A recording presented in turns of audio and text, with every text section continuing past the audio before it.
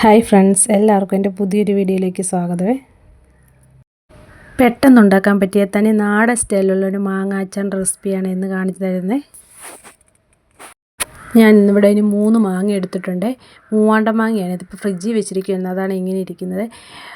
അച്ചാറിടാൻ ഏറ്റവും ബെസ്റ്റ് മാങ്ങ ഏതാണെന്ന് ചോദിച്ചാൽ ഞാൻ പറയും അത് മൂവാണ്ടനാണ്. അരിയാനാണേലും അച്ചാർ കൂട്ടാനാണെങ്കിലും ഒക്കെ നല്ല ടേസ്റ്റാണ്.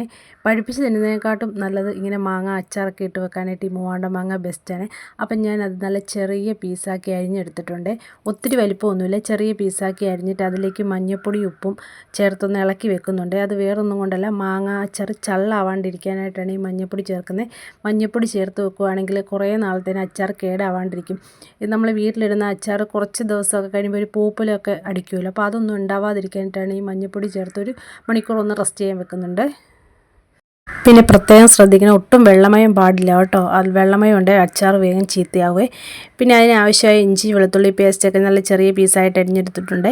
പിന്നെ ഒരു പാൻ വെച്ചിട്ട് അതിലേക്ക് ഞാൻ നല്ലെണ്ണയാണ് ഒഴിച്ചു കൊടുക്കുന്നത്. നല്ലെണ്ണയ്ക്കകത്തിടുമ്പോഴത്തേക്ക് ഒരു പ്രത്യേക ടേസ്റ്റുമാണ്, കേട് കൂടാതിരിക്കുകയും ചെയ്യും. അതിലേക്ക് ഉലുവയും കടുകും ഇട്ട് കൊടുക്കുന്നുണ്ട്. പിന്നെ ഇഞ്ചിയും വെളുത്തുള്ളിയും ഇട്ട് കൊടുത്ത് നല്ലപോലെ ഒന്ന് വഴറ്റിയെടുക്കുന്നുണ്ട്.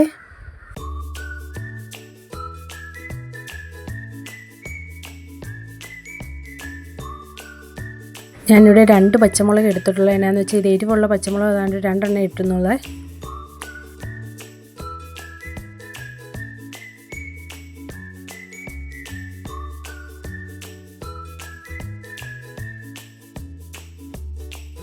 അതെല്ലാം ഒന്ന് മൂത്ത് വരുന്ന സമയത്ത് ഇച്ചിരി ഇഞ്ചി വെളുത്തുള്ളി പേസ്റ്റ് ആക്കി വെച്ചിട്ടുണ്ട്, അതൊരു സ്പൂൺ ചേർത്ത് കൊടുക്കുന്നുണ്ട്. അത് നല്ല ടേസ്റ്റ് കിട്ടാൻ വേണ്ടി അങ്ങനെ ചേർത്ത് കൊടുക്കുന്നത്.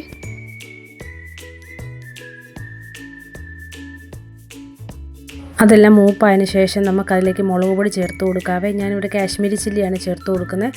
കാശ്മീരി ചില്ലി വെച്ച് ഏറെ ചേർത്താലും കുഴപ്പമില്ല, അതിന് എരിവ് കുറവാണ്. അതുപോലെ അച്ചാർ നല്ല കുറുകിയിരിക്കാനും വേണ്ടി ആവശ്യത്തിന് അത് ചേർത്ത് കൊടുക്കാം. പിന്നെ അതിലേക്ക് കായപ്പൊടിയും കൂടി ചേർത്ത് കൊടുക്കുന്നുണ്ട്. ഇനി ഇതെല്ലാം കൂടെ നല്ലപോലെ മിക്സ് ചെയ്യാം. ഇതെല്ലാം സിമ്മിലിട്ടേ ചേർത്ത് കൊടുക്കാം, അല്ലെ പൊടി കരിഞ്ഞു പോവേ. പൊടിയുടെ ആ പച്ച ചുവ മാറുന്ന വരെ അത് നല്ലപോലെ എണ്ണയ്ക്കകത്തിട്ടൊന്ന് മൂപ്പിക്കണേ. എന്നിട്ട് അതിലേക്ക് 1 കപ്പോളം വിനാഗിരി ചേർത്ത് കൊടുക്കുന്നുണ്ട്. ഇനി ഈ വിനാഗിരി എല്ലാം ഒന്ന് തിളച്ച് വരുമ്പോഴത്തേക്കും ഗ്യാസ് ഓഫ് ചെയ്യണേ. എന്നിട്ട് വേണം നമ്മുടെ മാങ്ങ അതിലേക്ക് ചേർത്ത് കൊടുക്കാൻ.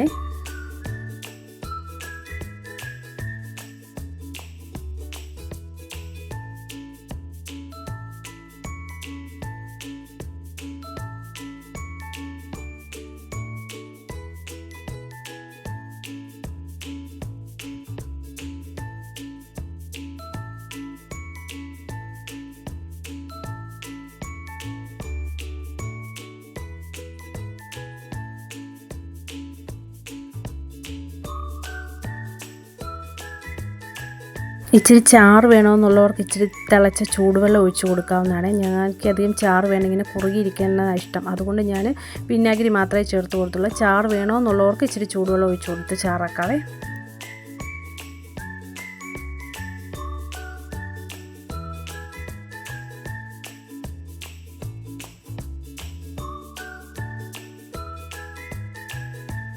ഇനി ഞാൻ അതിലേക്ക് 1 സ്പൂൺ പഞ്ചസാര ചേർത്ത് കൊടുക്കുന്നുണ്ട്. പഞ്ചസാരയും പിന്നെ നമ്മൾ നേരത്തെ ഉപ്പിട്ടിട്ടില്ലായിരുന്നല്ലോ, മാങ്ങയ്ക്കകത്ത് മാത്രം ഉപ്പിട്ട് തിരുമ്മി വെച്ചോളാം. അപ്പം നോക്കിയിട്ട് ഉപ്പ് ഇല്ല എങ്കിൽ 1 ആവശ്യത്തിന് ഉപ്പും കൂടെ ചേർത്ത് കൊടുക്കാവേ. അപ്പം നമ്മുടെ സിമ്പിളായിട്ട് ഉണ്ടാക്കാൻ പറ്റിയ മാങ്ങ അച്ചാർ, സദ്യയ്ക്കും കല്യാണ വീടുകളിലൊക്കെ വെക്കുന്ന സിമ്പിളായിട്ട് ഉണ്ടാക്കാൻ പറ്റിയ മാങ്ങ അച്ചാർ റെഡി ആയിട്ടുണ്ട്. പിന്നെ ഞാൻ അവസാനമാണ് കറിവേപ്പില ചേർത്ത് കൊടുക്കുന്നത്. എനിക്ക് എണ്ണയ്ക്കകത്തിട്ട് ഇങ്ങനെ വറുത്തെടുക്കുന്നതിനേക്കാട്ടും ഇഷ്ടം ലാസ്റ്റ് എടുക്കുന്നതാണ്. അപ്പോൾ അത് അച്ചാർ എടുക്കുമ്പോൾ അതിനായിട്ട് നല്ലൊരു ടേസ്റ്റാണ്. അപ്പോൾ ഈ റെസിപ്പി ഇഷ്ടപ്പെട്ടാൽ ലൈക്ക് ചെയ്യുക. ചാനൽ സബ് ചെയ്യാത്തവരൊന്ന് സബ് ചെയ്തേക്കണേ.